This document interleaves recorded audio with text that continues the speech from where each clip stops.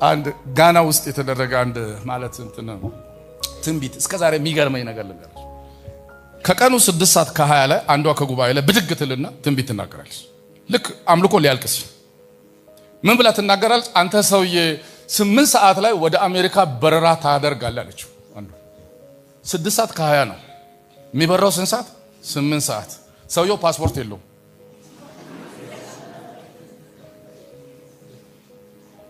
ከዛ አቆመችና ከተናገረች በኋላ ታምናለህ ወይ ሲል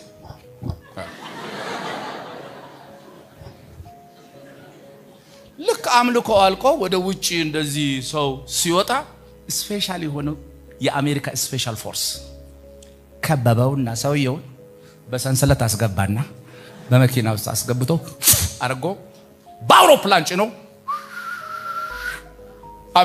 አሜሪካ እዛ ደርሰው ለካ ሰውየው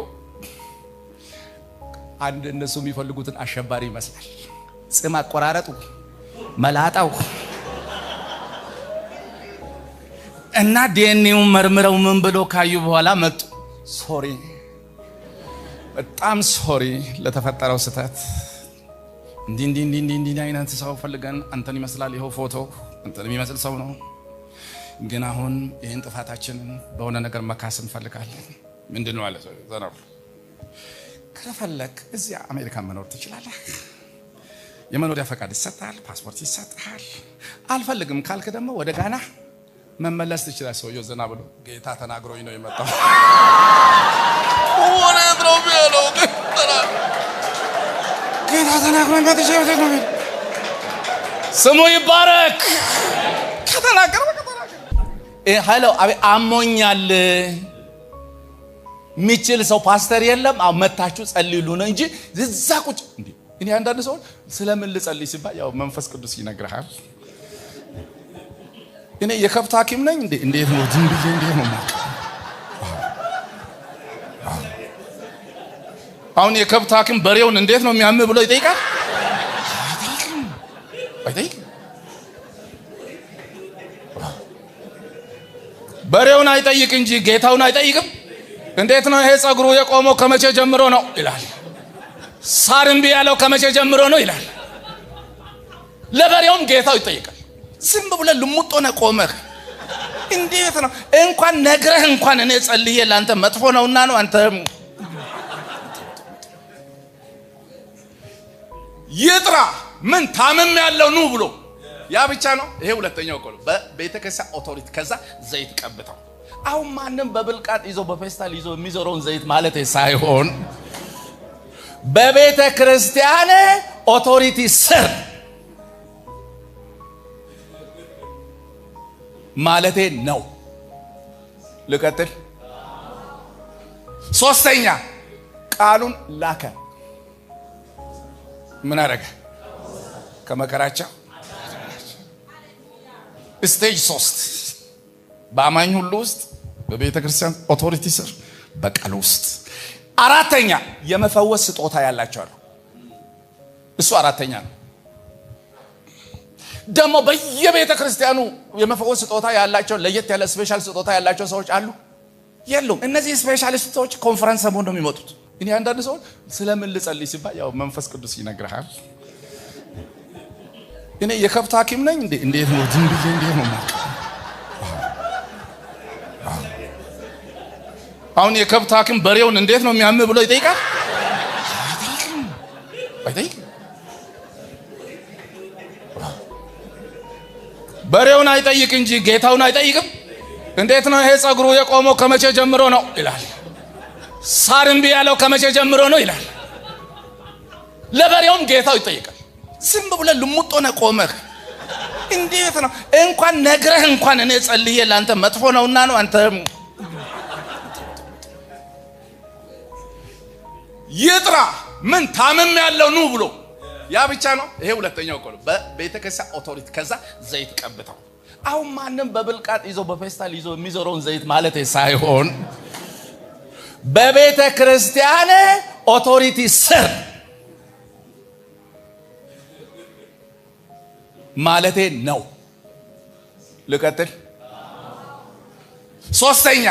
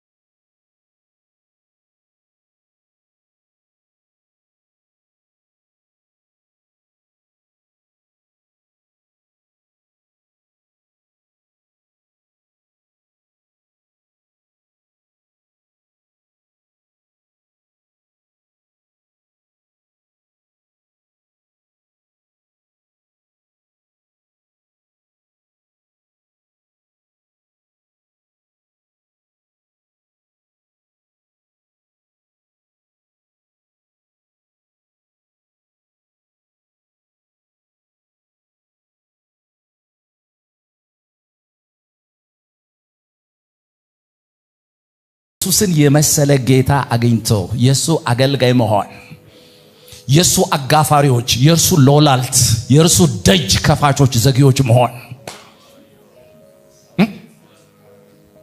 እናንተ ሸክማችሁ የከበደ ሁሉ ኑ ካለ በኋላ ዘና ብሎ ውጡ አይልም ቀንበሬን እንዴ ያኛውን ሰብሮ ሌላ ያስቀምጣል ተረጋጉ ቀንበሬ ቀሊልና ምንድነው ለዛው ነው ለነፍሳችሁ እረፍት አሁን በሬ ለምሳሌ አሁን ቀንበር ሳይኖር ይታረሳል እኔ አንገቴ አላስገባም ኢየሱስ ጌታ ነው ሃሌሉያ አንዳንድ ሰው ቀንበር ውስጥ አይገባም ፈርተይዞ ለማረስ ለእግዚአብሔር ቤት ጥቅም ለመዋል አንገትሽን ቀስ አርጋሽ ቀንበር ውስጥ ማስገባት እኔ የንጉስ ልጅ ነኝ ሃሌሉያ ዮናስ በጣም ከባድ ሰው አልታዘዝም ማለቱ ብቻ አይደለም ዋጋ ከፍሎ መርከብ ውስጥ መግባቱ ብቻ አይደለም አንድ ሰው ቁጭ ብሎ አይምሮ ቁጭ ብሎ ወይኔ ቅድም እግዚአብሔር የተናገረኝ መታዘዝ አለብኝ የለብኝ ብሎ እንዳያስብ አውቆ ገብቶ ታየኛል የት ያገኘኛል እንደው ለሽላለሁ ብሎ የህሊና ክስ እንኳን እንዳይሰማው ተኝ እግዚአብሔር ለቀቀው እግዚአብሔር አንድ ነብይ ስላንቀላፋ ወይኔ ተኝቷል ሶሪ ምናም ብሎ ይተዋል ቀስቃሽ የለውም እሱ አለው ሰዎቹ ሲጨነቁ መጣና አንዱ መታርቁ አንተ ማን አንተ ስራህ ምንድነው ብሎ ሲጠይቁት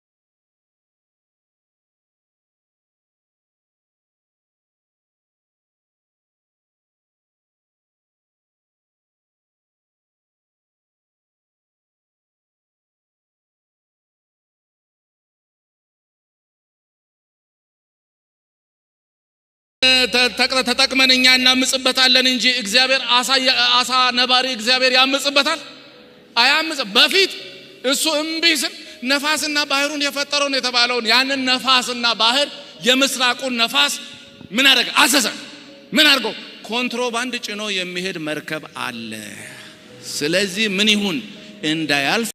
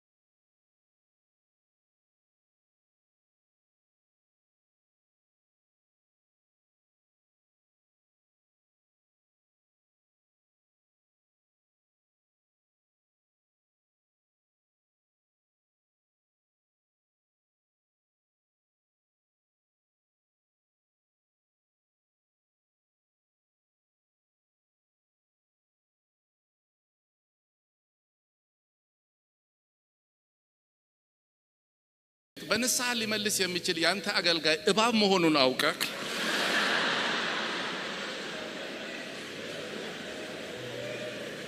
ስለላከው ስለዚህ አገልጋይ አመሰግናለሁ። አሁንም ወፈር ያለ ካለ ለዚህ ሰውዬ ላክለት። እዛ መጽሐፉ ላይ ጽፎታል ጸሎቱን።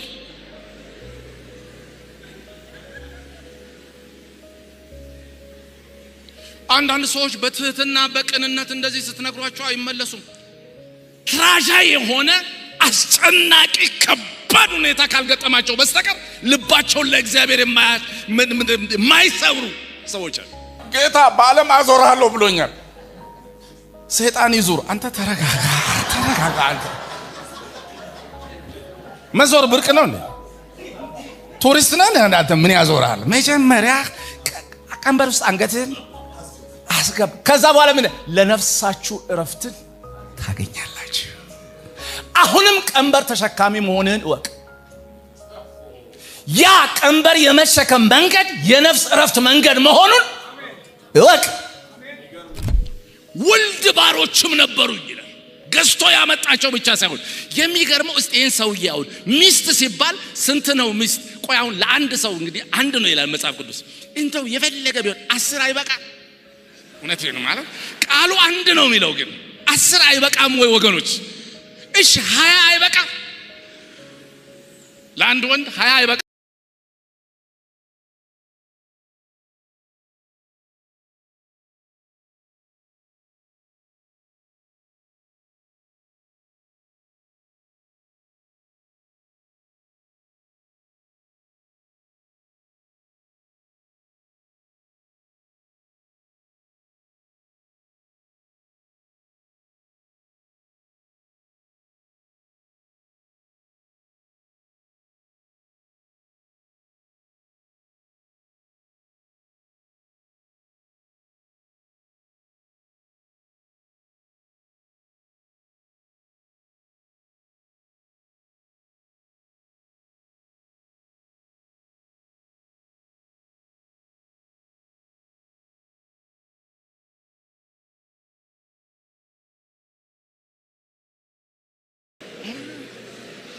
ወገኖች እውነት እናውራ ካልን እንደው እውነት እናውራ ካልን የእውነት እስቲ እናውራ በእውነት 1000 ሚስት ያለው ሰው እንደው በየቀኑ አዳዲስ እንደው ሴት ቢያስተናግድ ወረፋው በስንት ዓመት ነው የሚደርሰው? ሊሆን እንኳን ማይችል እኮ ነው። ፖለቲካል ሜሬጅ እኮ ነው። አንቺ ስንተኛ ሚስት ነኝ? እኔ 424ኛ። አንቺ ስንተኛ? ኧረ አንቺ በጣም ኋላ ነሽ። እኔ 194ኛ። እኔ በእውነት ሰለሞን ልንገራችሁ በእውነት ነው የምላችሁ፣ ዝም ብላችሁ አትባዝኑ። በሰላሙ ጊዜ HIV በሌለበት ዘመን 1000 ሞክሬ አይቻለሁ። ሁሉም ከንቱ መሆኑን ምን አድርጋለሁ? አይ በጣም ከባድ ነው። 1000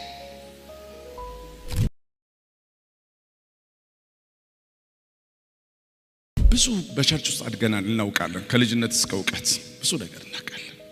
ሰዎች የእግዚአብሔር ቃል እዚህ ሲነገር እኔን ለመንካት እኮ ነው ይላል። እኔን ለመንካት ይሄን እዛ ታች ምሳ ቦታ ላይ ነግረውት ነው። እኔን ለመንካት እጄንም ደግሞ ሰማ የሚሉ ሰዎች አሉ። እዚህ ቤተክርስቲያን አሉ ብያለሁ አላልኩም። ግን እዚህ አዋሳ እንደዚህ አይነት ሰው ሊኖር አይችልም? ይችላል። ካለ ደግሞ በዚህ አስፋልት ፊት ለፊት ሊያልፍ አይችልም? ሲያልፍ ደግሞ በኢየሱስም እዚህ ኮንፈረንስ አለ እንዴ ብሎ ሊገባ አይችልም? ከገባ እዚህ ጉባኤ ሊሆን አይችልም? ይችላል። እዚህ ሊኖር ይችላል። አንከላከል። ምን ይላል እግዚአብሔር ቃል? የእግዚአብሔር ቃል ነፍስን መንፈስን ጅማትን ቀጥሎ ቅልጥምን እስኪለያይ ድረስ ምን ያደርጋል? ይወጋል። ታዲያ ስንናገር ወጋኝ ትላለህ። ቃሉ ደግሞ ስራው ዋና ስራው መውጋት ነው። እንዴት እናርግ ነው እኮ አሁን ነገሩ። ይወጋል። እንደውም ነፍስ መንፈስ ስጋ የሚባሉ ነገሮች ሶስቱን እንኳን ለመለያየት እንኳን እስከዛሬ የመጽሐፍ ቅዱስ አዋቂዎች መከራ እያዩ ነው። መጽሐፍ ቅዱስ ችግር የለበትም፣ ይለያያቸዋል። እኔ አሁን ዝም ብዬ ስናገር ለነፍስ መሆኑን አላቅም፣ ለስጋ ይሁን አላቅም፣ ለጅማት ይሁን አላቅም። ዝም ብዬ ስናገር እሱ እዛ ጋር በታት ነው። ወይኔ በኢየሱስ ስም ሰውየው የተናገረው ይለያያል፣ ይበታትናል። በሰው አእምሮ እንኳን ከፋፍለን ልናሳየው የማንችለውን የሰውን ጥልቅ ነገር እንኳን የሰውን ሐሳብ ሁሉ ሳይቀር ምን ያደርጋል? ይመረምራል። የእግዚአብሔር ቃል በሁለት ወገን ከተሳለው ሰይፍ ይልቅ ምን የሆነ ነው? የተሳለ ነው። ወደዚህም ይቆርጣል፣ ወደዛም ይቆርጣል። እስከዛሬ ያልደነዘ እስከዛሬ ስለቱ እስከዛሬ ማብረቅረቁ ያልደበሰ የእግዚአብሔር ቃል ከዘላለም እስከ ዘላለም የቃሉ ባለቤት ይባረክ።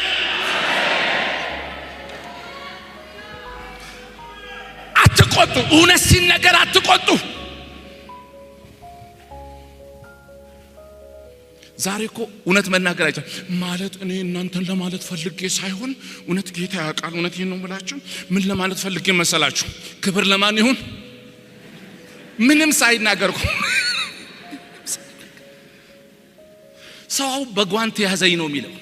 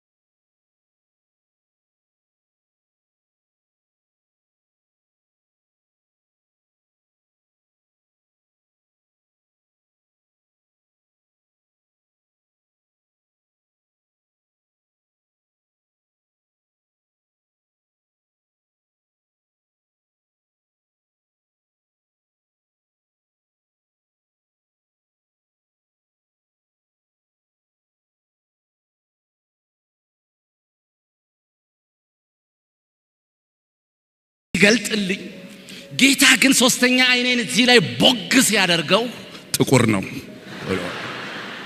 እና እሱ ይደነግጣል። በኢየሱስም ይሄ መገለጥ ሳይሆን መገልበጥ ነው። በጌታ በኢየሱስ ምን ነካ ፓስተር ማትፈላ ምን ነካ? ይሄ ነጭ ነው ይላል፣ እኔ ደግሞ ጥቁር ነው እለዋለሁ። መንፈሳዊ ነገር ስላልገባህ ነው፣ ጥልቅ ነገር ውስጥ ስላልገባህ ነው እለዋለሁ። ከዛ ወደ ዘመኑ ሰው ዳኝነት እንዲሰጥ እንሄዳለን። የዘመኑ ሰው ጥቁርን ጥቁር ይላል፣ ነጭን ነጭ ይላል። አሁን ቅድም እናንተ እንደጠየቃችሁት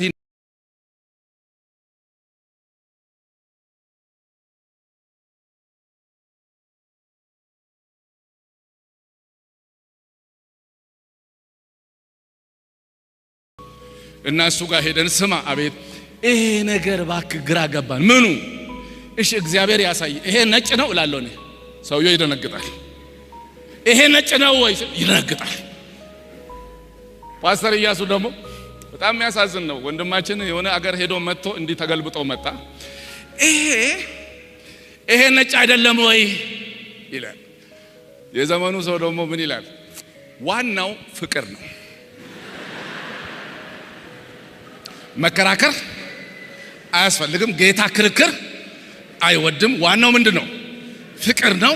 ምንም ክርክር አያስፈልግም። አሁን ለማንኛውም እርሱትና ማኪያቶ ልጋብዛችሁ። ማኪያቶ ከተጋበዝን በኋላ ማኪያቶ ሲያል ወንድሜ እንዴት ነው እባክህ የቅድሙ ጥያቄ አሁንም በልባችን ይጉላላል። ይሄ ነገር ነጭ ነው ለምን አትረሱትም? እንዴት እንረሳለን? ፕሊዝ ምንድነው ቀለሙ እስቲ ንገረን። እንዲህ ይላል። አሁን የጠጣችሁት ማኪያቶ ነጭ ነው ጥቁር ነው? በምሳሌ ሊያስረዳል። ማኪያቶ ነጭ ነው ጥቁር ነው? ወገኖች ነጭ ነው ጥቁር ነው ማኪያቶ? ግማሽ ወተትና ግማሽ ምንድነው? ቡና። ስለዚህ ይላል በመረጃ ነጭ ነው ከሚለው ግማሽ ወስደን ጥቁር ነው ከሚለው ግማሽ ወስደን በፍቅር ማኪያቶ ለምን አትጠጡም? ለምን ትጣላላችሁ?